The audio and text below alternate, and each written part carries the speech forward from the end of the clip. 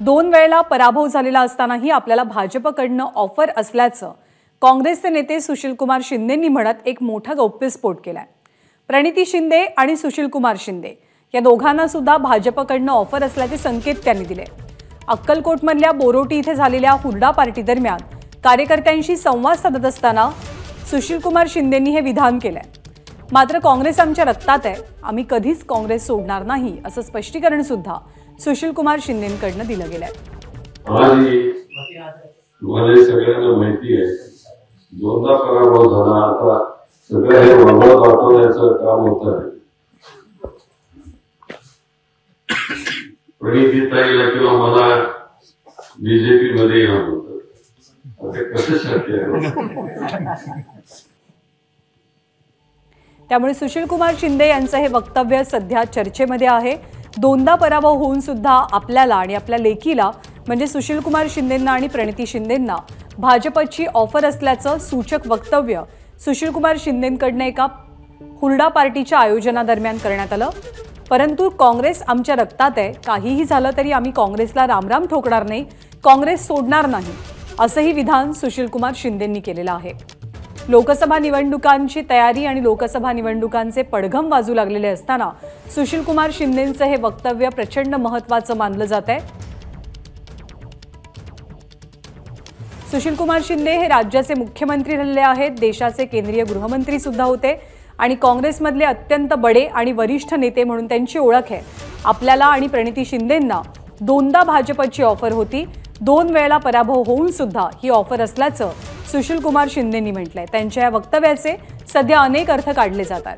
मंत्री गिरीश महाजन सध्या आपल्या सोबत आहेत। गिरीशजी नमस्कार। सुशीलकुमार शिंदेंचं वक्तव्य आपल्यापर्यंत पोहोचलं असेल, आपण कसा अर्थ काढताय वक्तव्याचा?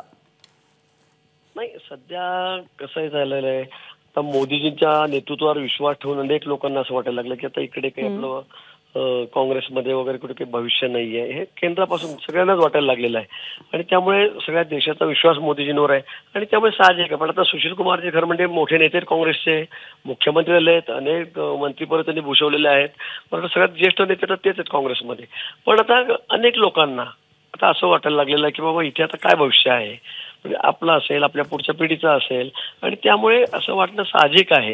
आता त्यांना कोण म्हणालं, कोण बोललं, त्यांनी काही खुलासा केलेला नाही, पण आमच्याकडे सुद्धा अनेक लोक म्हणतात की तेव्हा आमचा काही विचार करा, आम्हाला पक्षामध्ये घ्या, आमचं बोलणं करून द्या, हेही चाललेलं आहे। आणि म्हणून मी सांगितलं येत्या काही दिवसात आपल्याला मोठा भूकंप झालेला अजून दिसेल राजकारणामध्ये महाराष्ट्राच्या, म्हणूनच मी ते वक्तव्य जे केलं मागच्या आठवड्यामध्ये ते या संदर्भातच केलेलं आहे की अजूनही अनेक लोकांना वाटतंय की आपण मुख्य प्रवाहामध्ये यावं।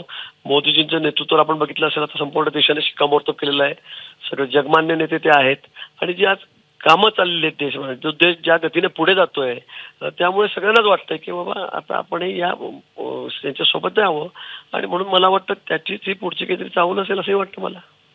पुढची चाहूल तुम्ही म्हणताय, हे संकेत आहेत, ही पहिली पायरी आहे, काय आहे हे वक्तव्य? नाही, मी तेच सांगतो बघा, सुशीलकुमारजी त्याचं माझं काही बोलणं झालेलं नाहीये, ते माझ्या संपर्कात नाहीये किंवा माझं त्यांच्या बाबतीमध्ये बोलणं झालेलं नाही, पण आता ते म्हणतात की आम्हालाही ऑफर आलेली आहे, आम्हालाही विचारणा झालेली आहे। आता या बाबतीत ते सांगू शकतील कोणी ऑफर केलेली आहे, कोण त्यांना म्हणालं, आमच्याकडून कोण बोललं, पण मी सांगतो की अनेक लोकांना असं वाटतं त्यांच्या मनामध्ये आहे की आता भाजपशिवाय आपल्याला पर्याय नाही। काँग्रेसमध्ये आपण तुम्ही बघतायत काय अवस्था आहे काँग्रेसची, पण आज म्हणजे कुठे नेतृत्वाच्या बाबतीमध्ये असेल, संघटनेच्या बाबतीमध्ये असेल, संघटनात्मक रचनेच्या बाबतीत असेल, काही राहिलेलं नाहीये आणि संपूर्ण देशाने मान्य केलेलं आहे आता की बस फक्त मोदीजी, म्हणजे एक बार मोदी नाही तर हर बार बार बार मोदीजी, असं सगळ्यांची घोषणा त्या ठिकाणी झालेली आहे। अच्छा, मी एक छोटासा आणि शेवटचा प्रश्न विचारते, जर सुशीलकुमार शिंदे उत्सुक असतील तर भाजप त्यांचं स्वागत करण्यासाठी सकारात्मक आहे का, उत्सुक आहे का?